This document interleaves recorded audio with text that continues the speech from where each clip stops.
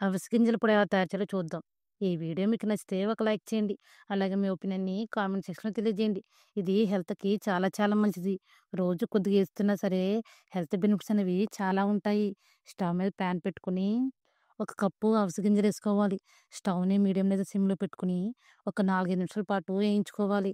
ఒక 4, 5 నిమిషాల తర్వాత లైట్‌గా కలర్ అనేది చేంజ్ అవుతుంది. అలాగే నువ్వులు చిటపటలాడుతూ చిటపటలాడతాయి. ఒక గిన్నెలో వేసుకొని పక్కన పెట్టుకోవాలి. ఈ పొడనేది స్కిన్‌కి, అలాగే హార్ట్‌కి, అలాగే జుట్టుకి కూడా చాలా మంచిది.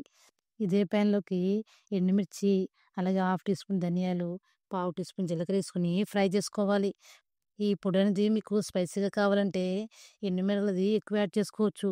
తర్వాత కొద్దిగా కరివేపాకు, అలాగే కొద్దిగా చింతపండేసుకొని ఒకసారి బాగా కలిపి స్టవ్ ఆఫ్ చేసి చల్లగేంత వరకు పక్కన పెట్టుకోవాలి.